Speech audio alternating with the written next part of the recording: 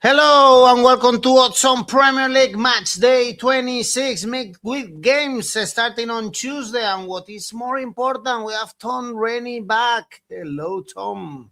How are you? Hello. Apologies, I was unwell last week, but don't worry. I have got some amazing bets for you to make up for my absence.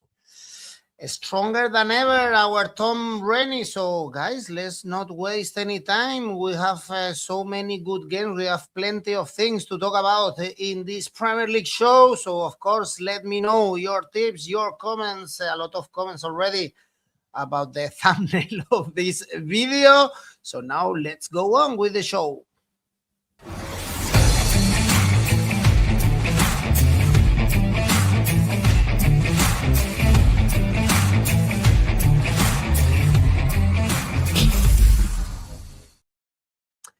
Stamford Bridge is our first stop. Chelsea leads in West London. 4 consecutive wins in the Premier League for Chelsea, for Rossini on the bench. Not convincing, especially in the last game. We saw them at Stamford Bridge against West Ham, but still doing the job. And Leeds, 6 points from West Ham from the bottom three, was a massive win against Nottingham Forest, 3-1. It's only 2 defeats in the last 12, but it's true what you said some weeks ago.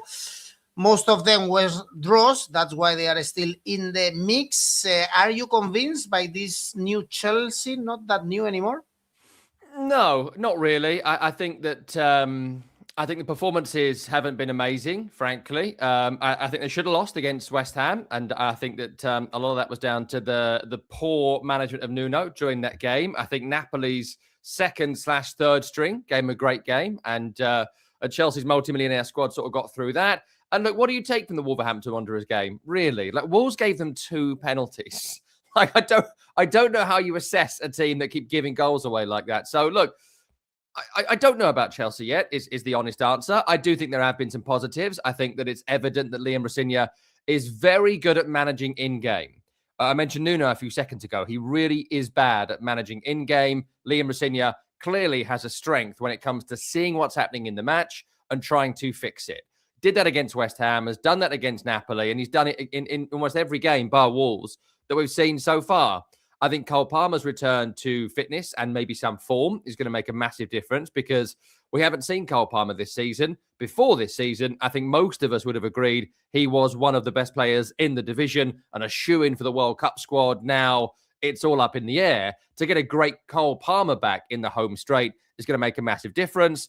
I think 𝐬𝐵 is establishing himself as the striker, as opposed to 𝗛𝗏, who is a bit of a kind of championship, lower half of the Premier League workhorse. That makes a lot of sense. Enzo Fernandez continues to prove his quality after taking a long time, I think, to settle in England. I think he's established himself as one of the best players in the league. And if you take away the poor goals they concede defensively, the strongest possible Chelsea defense is good. The trouble is it changes so much because Fofana can't play regularly and several other reasons too. So look, I'm not massively convinced of the qualities of Chelsea. I think it's going to be a real tough battle for them to be in the top 4. If it ends up being 4, I think it's going to be 5 with the UEFA coefficient. But even then, the battle between them, Man United and Liverpool for top 5 is going to be tough. And as things stand, I'd probably pick Liverpool and Man United over them to be 4th and 5th. But it's games like this that may well decide it. Home form has been good in recent weeks. The win over West Ham, in the end, despite the fortuitous nature of it, was impressive to come from 2-0 down to win. And look, Leeds have been fantastic in this run. You mentioned it earlier on, but they don't win enough games. The reason they are going to stay up this season is home victories, as we saw against Forest, as we saw against Fulham. Away from home, they have struggled for so much of this campaign. They are one of the worst teams in the country away from home, with just 1 victory in their 12 trips away from Ellen Road.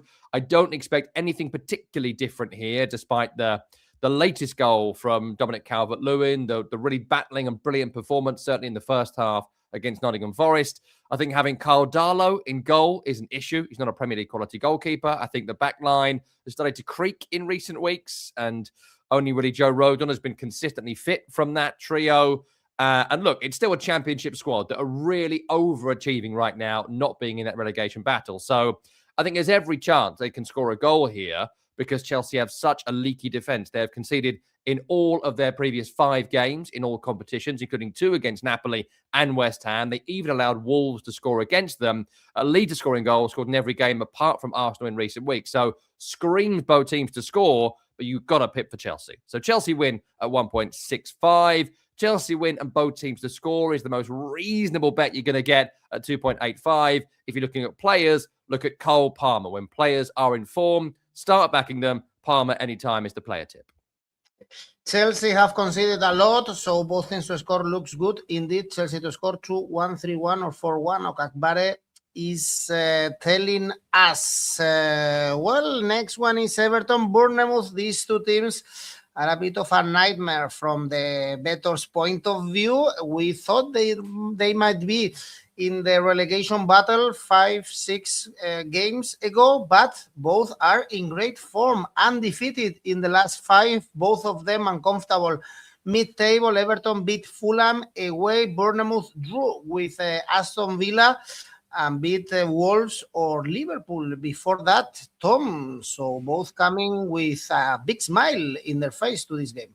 Yeah, both teams really, really tough to beat. And that's the crucial thing about this league season. If you can eke out draws as Leeds have and Everton have and as Bournemouth have and a few others have, you'll probably be okay because the bottom 3 have just lost so many games. It's why when we get to West Ham in a bit, the story of them is going to be they've got to win.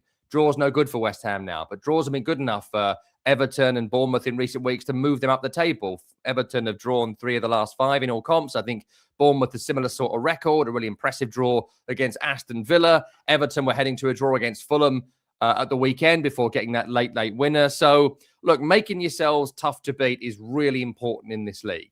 And David Moyes' teams are always quite tough to beat. They've been so impressive in doing that. They're now considering a bit of a push for European qualification at the back end of the season, which is not something I would have seen coming. 10 wins in 25, 7 draws, only 8 defeats across the campaign is really impressive.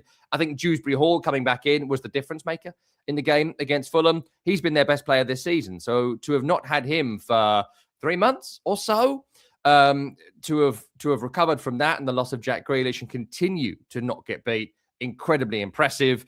And the back line of Keane, 𝗍𝐿𝐴 and O'Brien, Pickford behind them, it's solid. It's tough. If you turn them around, you'll score against them, but good luck turning them around. So, look, really tough to beat are Everton, and that's the same with Bournemouth too, with, I would say, a less good 11, certainly defensively, than Everton have got. But they work so hard. They're incredibly solid. The players know their jobs. There's very little tactical tweaking when it comes to Bournemouth. They do the same job very effectively every week. And then you look at that scouting system again, don't you? The multi-club ownership got them 𝐿𝐴𝐴𝐿𝐴, 𝐿𝐴_𝐿𝐴. Ryan has come in to replace Semenyo on debut at home, scores a fantastic goal last week against Villa to get the 1-1 draw. So even when they lose players, they continue to have really good backups to come in.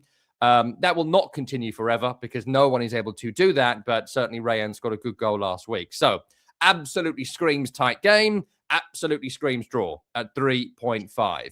If you are going to go for a winner, look at exactly 1 goal. I would take Everton in a similar sort of way as the wins against Villa and win against Fulham. Everton by exactly 1 goal is 4. I think 2-1 either way is very likely. Again, I'm following the pattern of the Villa game last week for Bournemouth and the Fulham game last week for Everton. Both teams to score 1.62. Add that to your winner of choice. I would say Everton and both teams to score a really generous 4.5.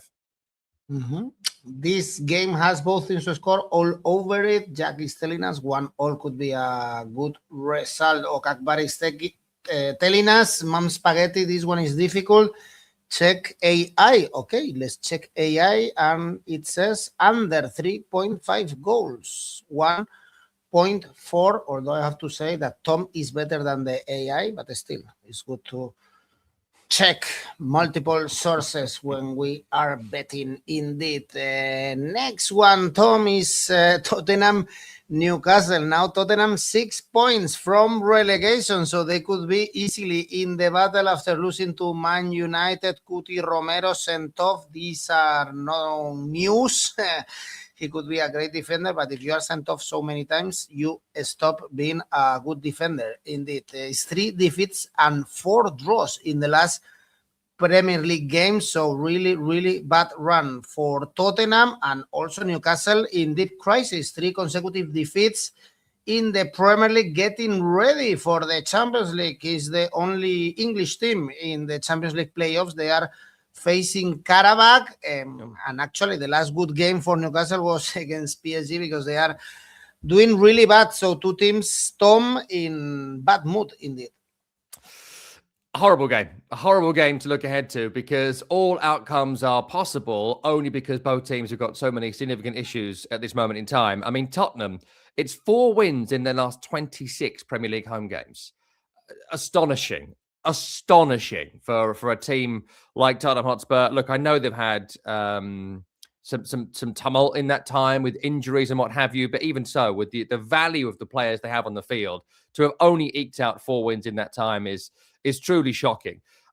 Defensively, massive issues this week. You mentioned Romero being missing. Without him and Van de Ven, they'd be in deep trouble at the moment. If you think about the equaliser against Burnley and a few other games this season, without them at both ends, they'd be in huge trouble. Dragusin will probably play. That's a huge drop-off.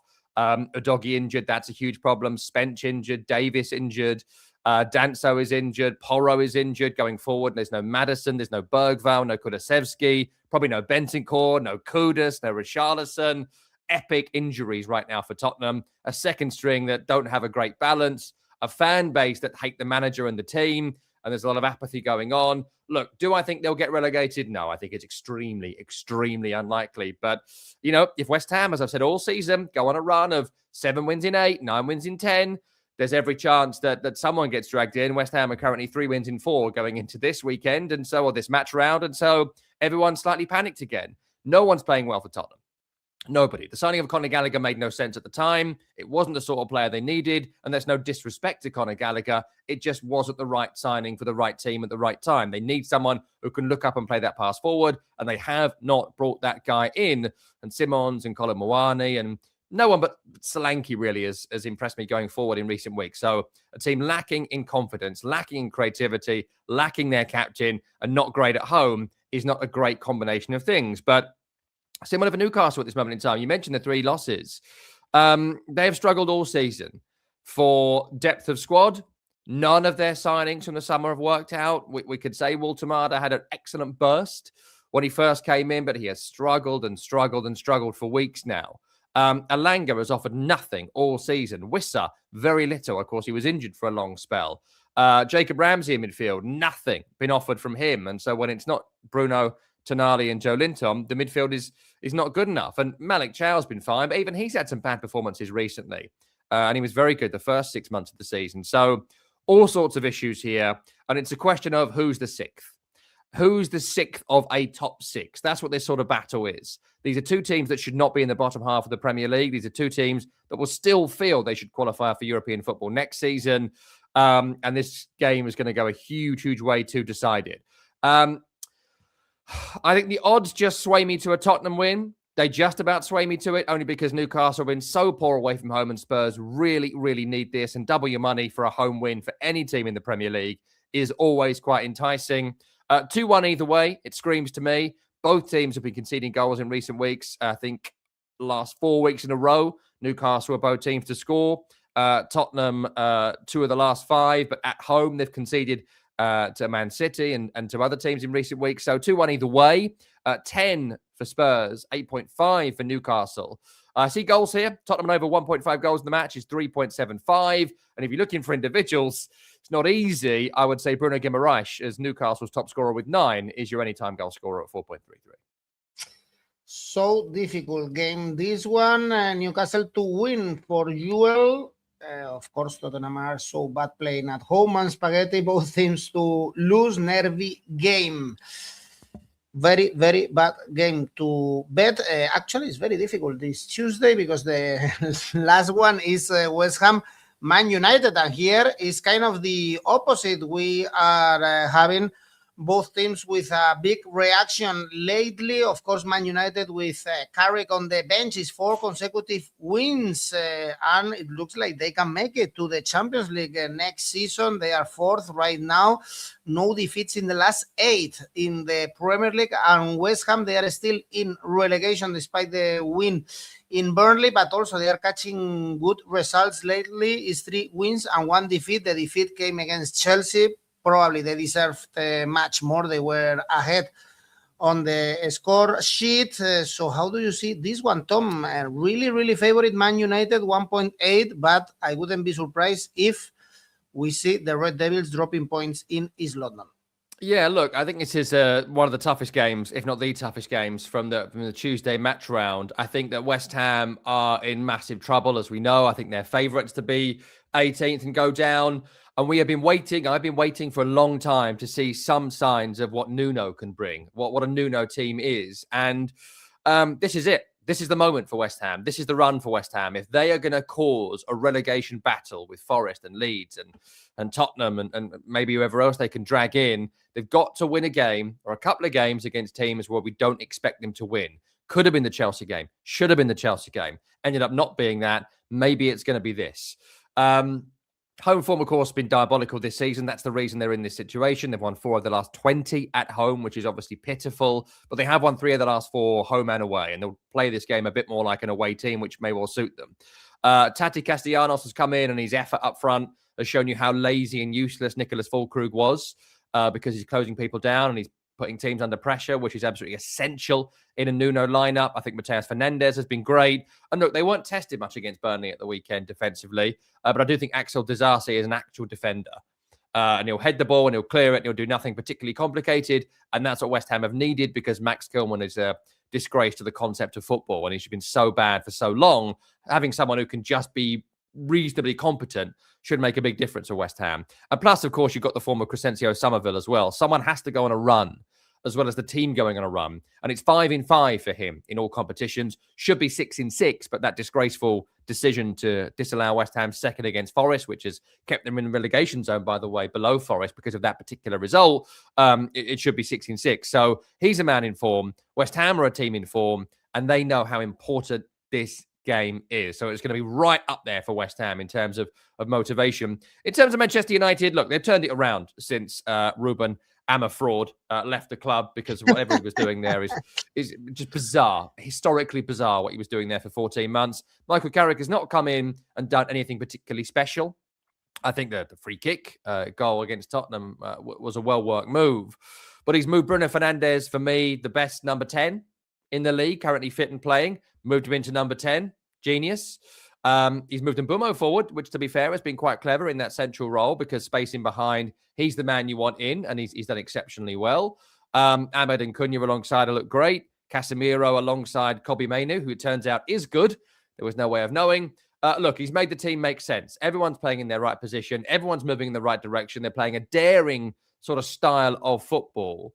And I think, look, the win over Man United, very impressive. The win over Man City, very impressive. Scrambled past Fulham. Tottenham were useless. This is a real test here for Manchester United. And look, I think at 1.8, it is not worth betting on Man United here.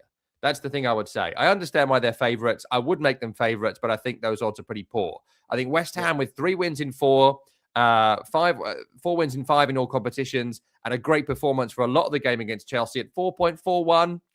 I think if you're taking a punt on this game, that's what you take a punt on. The West Ham win at those odds are irresistible. I mentioned Somerville's form. 5.5 anytime goal for someone who scored 5 in 5 is crazy.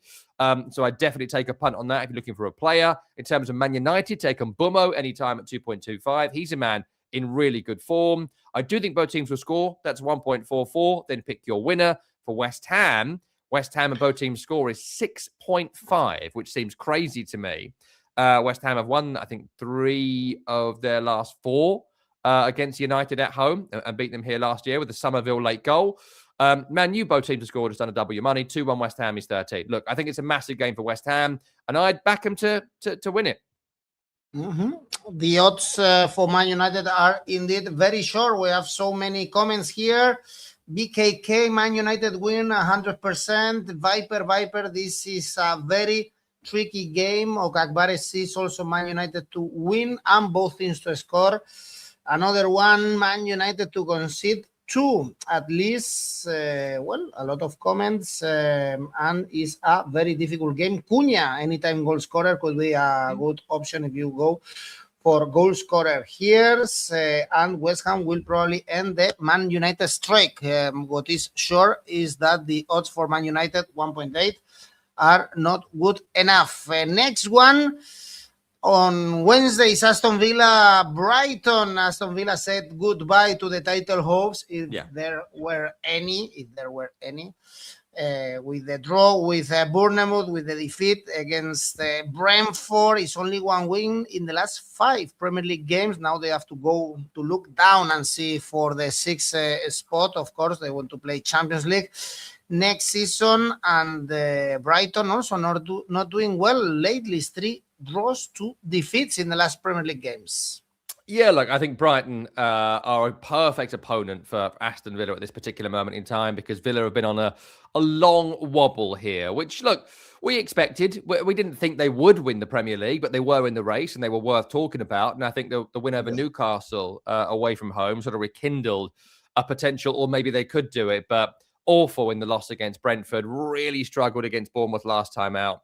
They just didn't bring in particularly good enforcements in January to push them up the table, and I think that's going to cost them in the end. They were a couple of players short. They lost Kamara to injury. They've lost Tielemans to injury. It's not a particularly deep squad. And look, finishing in the top 5, which I think they will this season, will be a huge achievement, but I think there will be a sense of missed opportunity with Aston Villa. A top 5 finish and winning the Europa League would be a sensational campaign, and that will be the aim now for Unai Emery. But yeah, I think it's going to maybe take a few weeks to settle down to that reality. But look, at home this season, they've been absolutely fantastic. Beyond a couple of dodgy recent results, 8 victories in 12, lots of big wins against big teams, including Arsenal. Really, really impressive. Buendia's been in great form. Sancho showing a bit. Another goal for Rodgers against Bournemouth.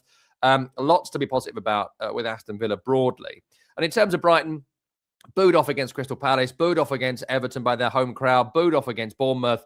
They've had enough of Fabian 𝗀𝗏𝗏. They're in a weird pocket, Brighton, where they've got a ceiling which they'll never break because they sell their best players. And I think every manager of potential that goes there, and they will continue to go there, will do exactly what 𝗀𝗏𝗏 is doing now, which 𝗀𝗏𝗏𝗏 did before him.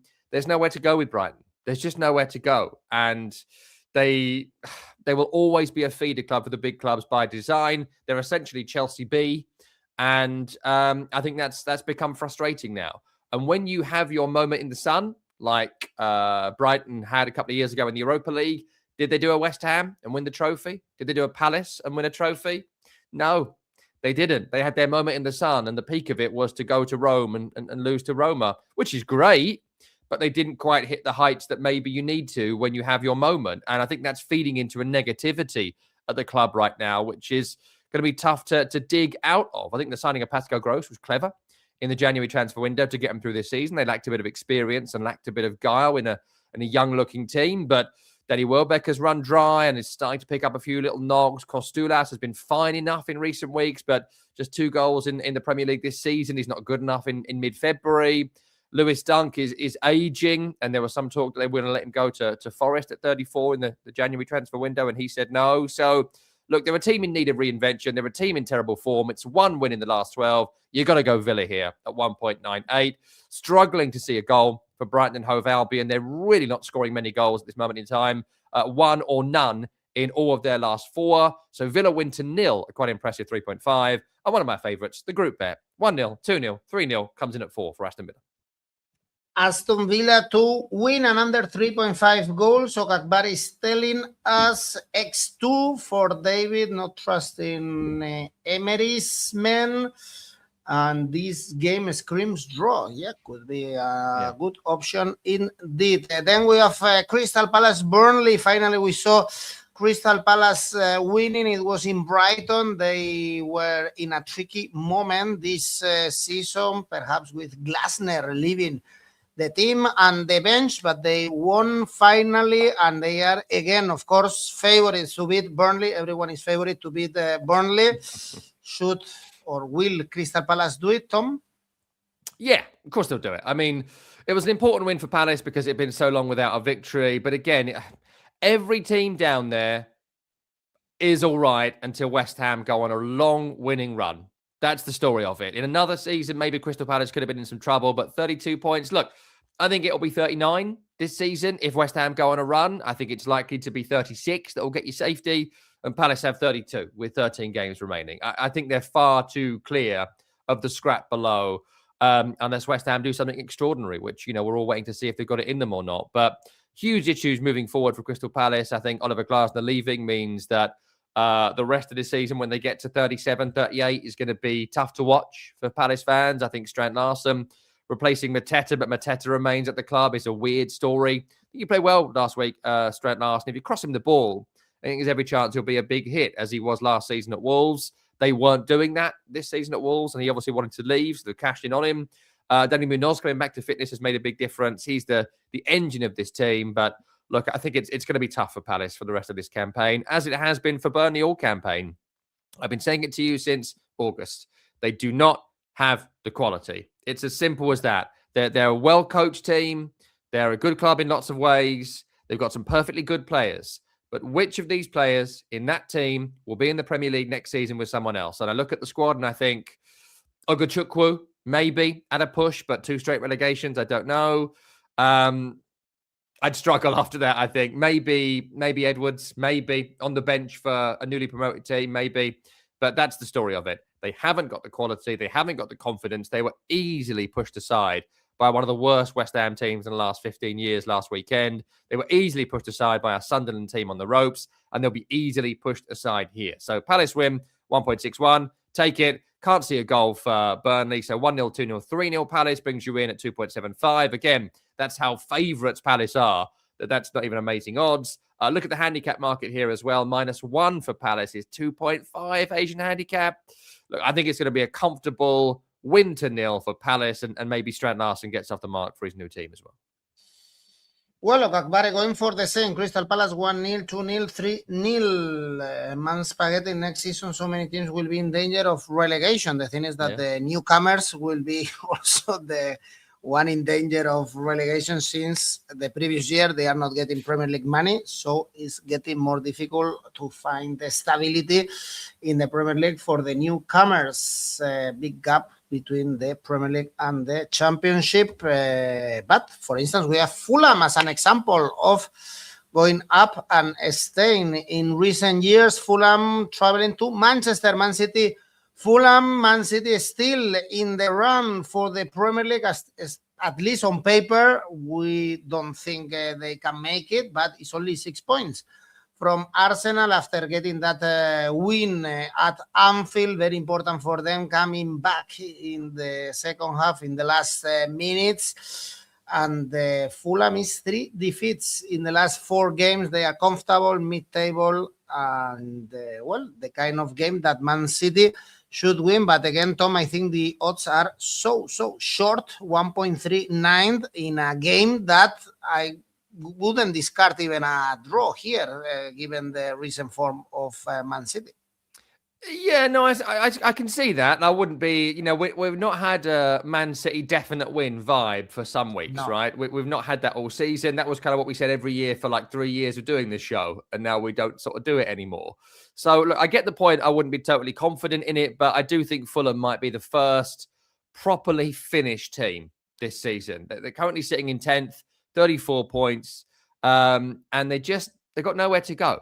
They're not going to get dragged into a relegation battle. They went on a nice little run. They're going to nowhere near Europe because they're not consistent enough. I'm not saying they're going to give up just yet, but I think we're 3 weeks away from every Fulham game being a total irrelevance, in that they are able to pick up a win. When they need a win, they pick up a win. Brighton and 1 or 2 other games. But when they don't, they'll be there, they'll contribute, they'll go toe-to-toe and they lose, which we saw against Everton, which we saw against Man United. Fulham a team in need of some big reinvention. They're very well organised, but nothing to really aim for. And that opens itself up to Man City here, I think, winning reasonably comfortably. Did they play well against Liverpool at the weekend? No, not really. I think they were quite poor, actually, until the Szoboszlai free kick sparked them into life. I'm being a bit baffled by some of the team selections recently from from Pep Guardiola, O'Reilly playing in midfield, the dropping of Reinders, 𝐻𝐿 not starting. Lots of weird stuff happening at Man City, but that's always the case when it comes to Guardiola. He does sort of throw spaghetti at the wall because he's got so much resource compared to everyone else. Haaland scoring again makes a difference. I know it was only a penalty against Liverpool, but I think that's the kind of thing that might get him motoring again. And when Haaland gets motoring, City get motoring. And I think that this is going to be a big game for him.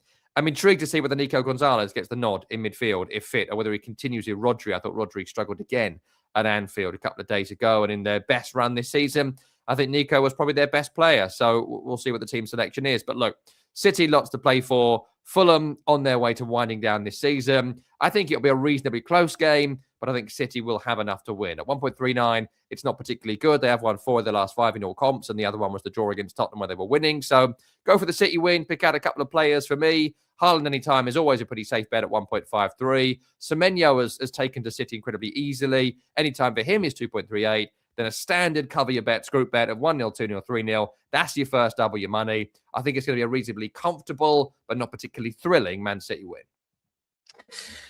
All right, City clean sheet for Lawrence is telling us City win and over 2.5 goals, both teams to score for Josh. So some people see goals at both ends, and is the normal thing actually with this City that they are not defending really well this season, losing so many balls in the midfield. Then we have Nottingham Forest against Wolves. This game is very important for the local team, only 3 points away from West Ham, so it's a must win after the defeat at Elland Road. Is one defeat in the last 5 games, so they are getting points here and there. And of course, if you are playing Wolves, Tom, and you want to stay in the Premier League, you have to win. Yeah, look, I think this is a perfect game for Forest considering the disappointments of the game against Leeds last Friday.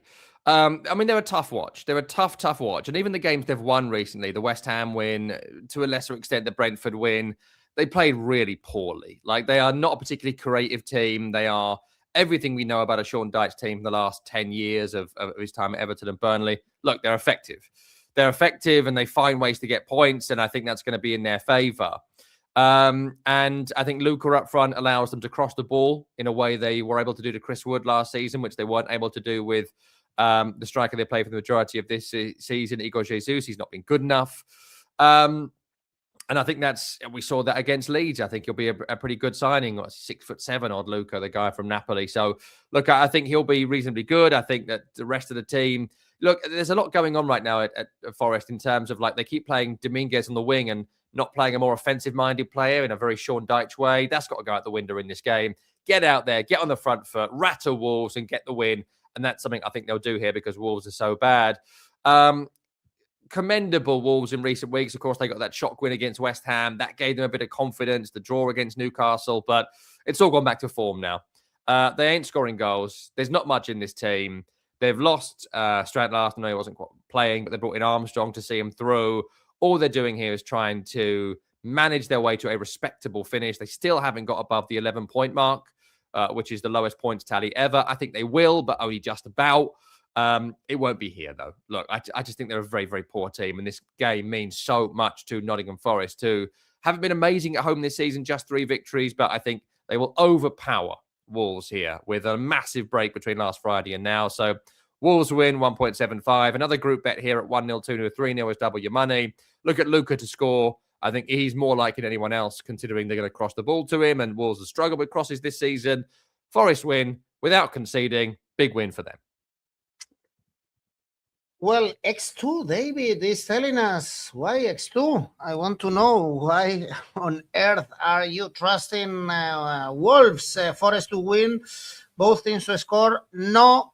Let's go to another game, perhaps more exciting. Sunderland, Liverpool. Be careful with Liverpool. They might not play Champions League next season. They are now 4 points away from the 5th spot. 3 defeats and Anfield this season after the one we saw with Man City. And this is no easy stadium to go and win. Imagine that no one has done it this season. No defeats at home for Sunderland, won the last 2 home games, actually, and they are the 4th in the home team standings. So the 1x could be a really good option here, Tom. Yeah, I think so. And I think that you mentioned it there. To not lose a home game all season to this point is incredibly impressive for Sunderland. And if Liverpool, in the form they're currently in, do it this game, I'd be shocked. I'd be really, really shocked, because Sunderland now, they haven't got much to play for in terms of the league season. I think there's going to be no European qualification for them, which is, commendable. They're even in that conversation. But I think they'll really want to go all season at home unbeaten. There'll be a pressure, there'll be a verve, there'll be a drive to get there.